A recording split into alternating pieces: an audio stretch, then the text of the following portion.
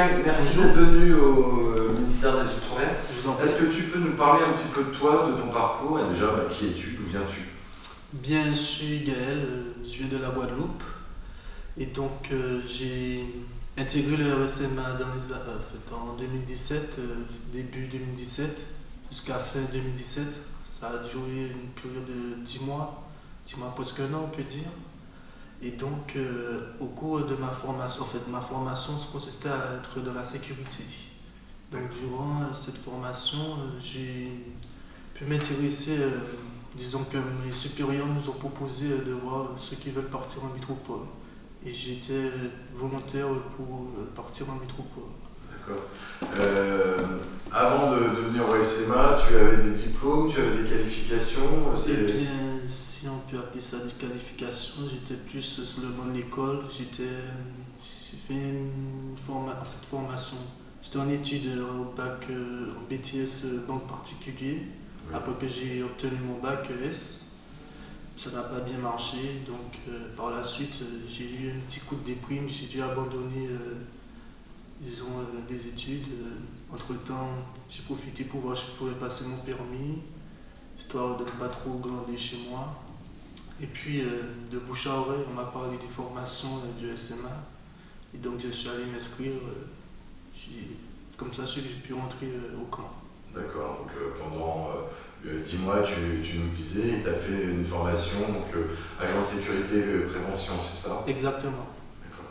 Et donc dans ce cadre-là, à partir de combien de temps on t'a parlé éventuellement de poursuivre une formation ou de trouver un emploi en métropole? Eh bien, ça a pu prendre un très bon moment, presque un an, je dirais, puisque entre-temps, j'ai dû faire beaucoup d'appels pour essayer de voir où en était le dossier, pour la constitution du dossier, pour la formation aéroportuaire. Je voudrais être c'est dans cette branche-là que j'ai fait ma formation, afin d'avoir des plus aussi, un petit peu de booster mon dossier, d'optimiser mes chances, mes compétences.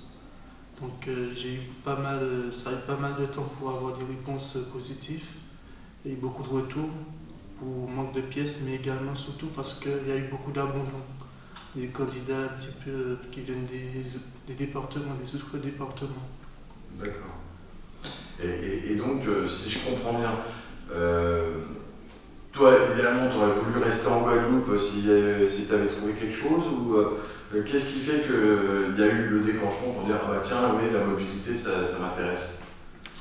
Eh bien, comment dire, je voudrais changer d'air en fait. Disons que ça fait très longtemps que je vis en Guadeloupe et je vois toujours les mêmes choses. Pas grand chose qui change et aussi il y a des fortes chances de risque que je puisse me perdre. Donc j'ai préféré me dire d'aller en métropole, non seulement parce qu'il y a près d'un tiers de ma famille qui s'y trouve, et puis je voudrais aussi voir si je pourrais également me refaire. Ça, c'est intéressant ce que tu dis, c'est que tu avais de toute manière en métropole des gens de la Guadeloupe que tu connaissais et donc finalement le saut n'était pas si difficile parce que tu connaissais des gens. Oui, Et tu préférais effectivement retrouver ces gens en métropole que de quitter finalement la Guadeloupe qui était sans doute merveilleuse, mais où tu sentais que tu n'avais pas pris forcément le bon départ et donc il fallait absolument que tu changes d'environnement pour être plus fort. oui, disons que si, bien entendu, il y a 10 aspects de la Guadeloupe qui me manquent, bon, soleil, plage.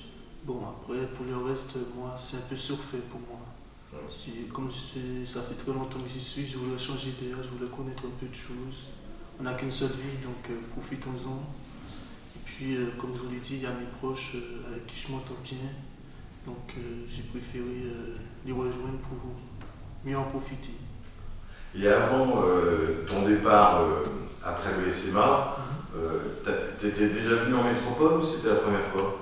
Non, justement, durant un certain temps, j'ai pu travailler et c'était un des CDD que je faisais. Et voilà, juste après que j'ai quitté le SMA, en fait, juste après que ma formation a pris fin.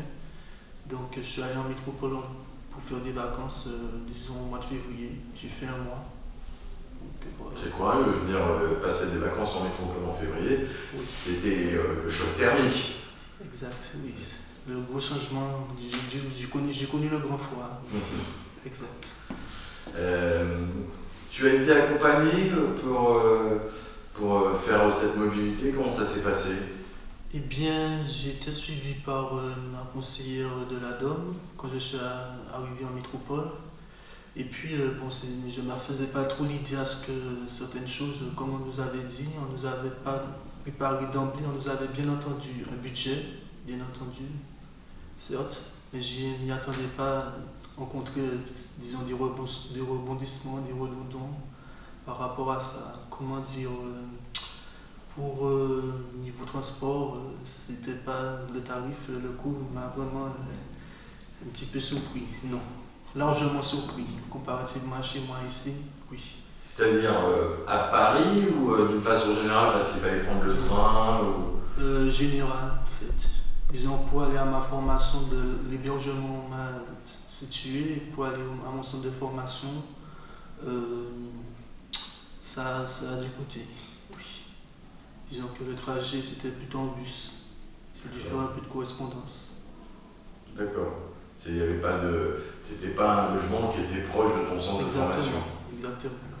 Et tu avais préparé un petit peu cette mobilité avant de partir ou pas? Comment ça s'était passé?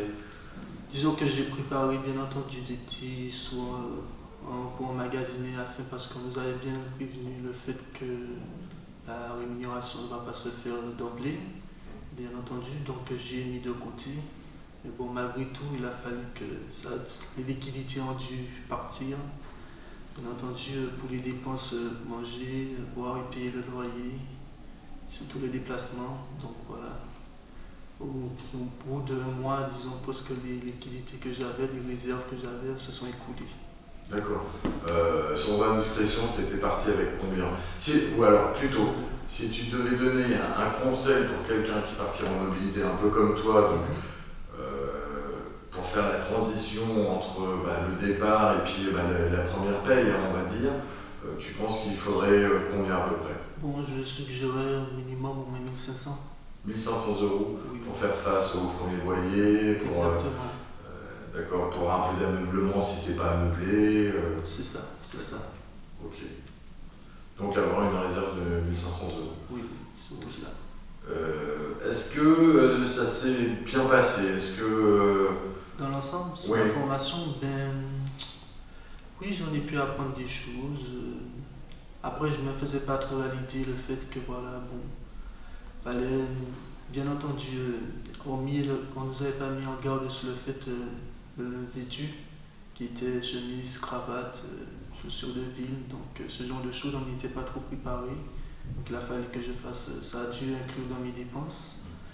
Et puis, bon, il y a quelques petites contraintes par rapport au centre de formation, le fait qu'on a dû faire des stages qui n'étaient pas prévus, un imprévu encore. Ça n'a pas trop. Mais ça avait un coût ou c'était juste pas prévu et tu savais pas? D'accord, mais ça t'a pas demandé de l'argent en plus? Non, ça n'a pas demandé. Non, du tout. Rappelle-moi, c'est une formation en alternance? Tu étais avec une entreprise, un centre de formation? Non, c'est juste, en fait, je dirais plus une formation initiale. D'accord.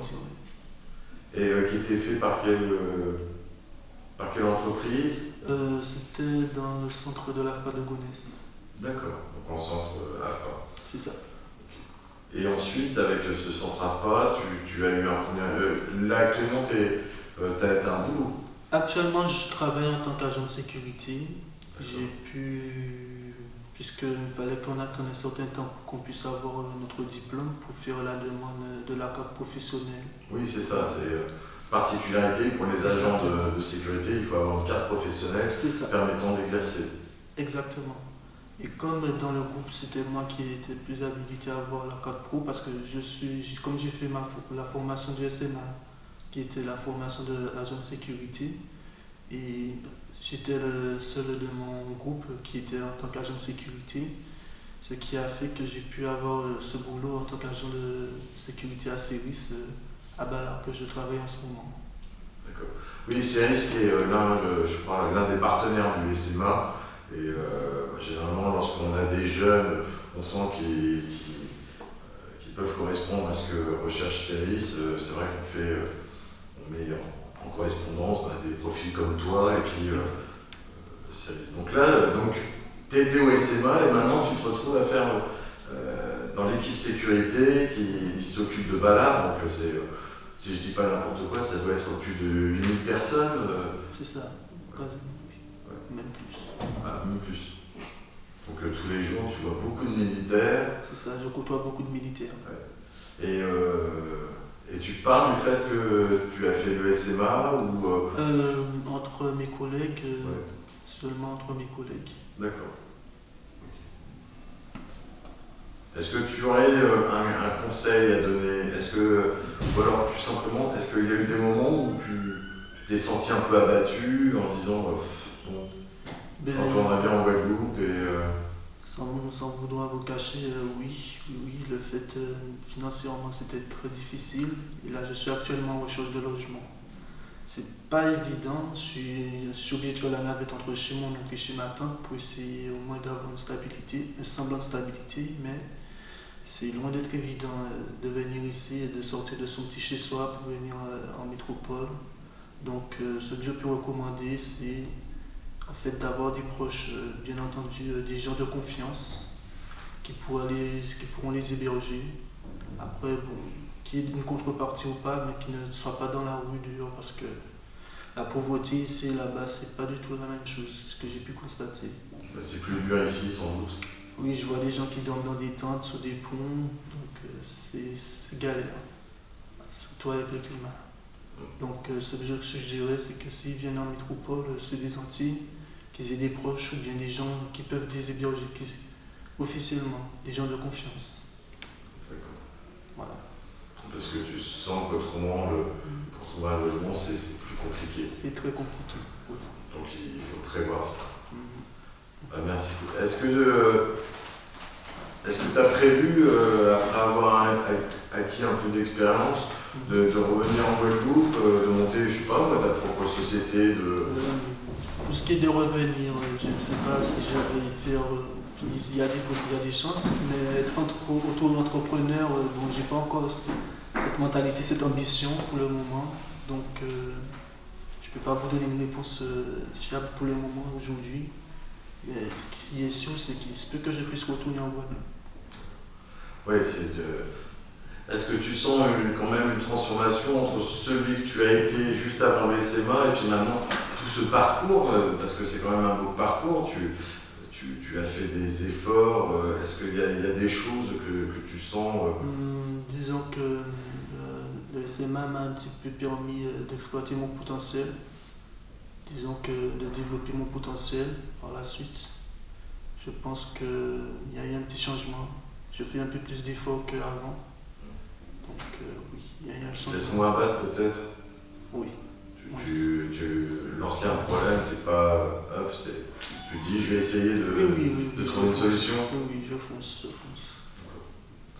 Est-ce que tu aurais quelque chose, imagine, tu as quelqu'un de ta famille plus jeune que toi, qui ne sait pas trop quoi faire, qu'est-ce que tu lui donnerais comme conseil?